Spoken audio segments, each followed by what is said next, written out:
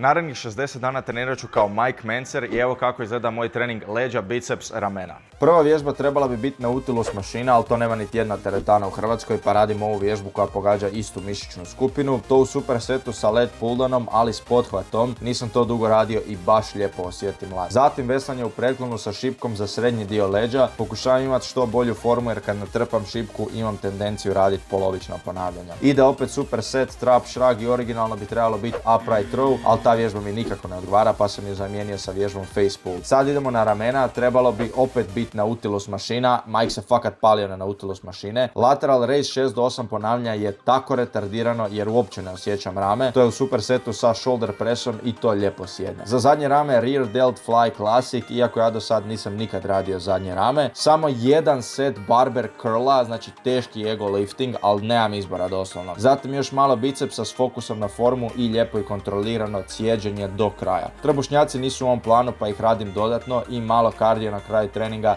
jer sam ipak na katu. Ako si početnik u treningu, zaprati me za još kontenta.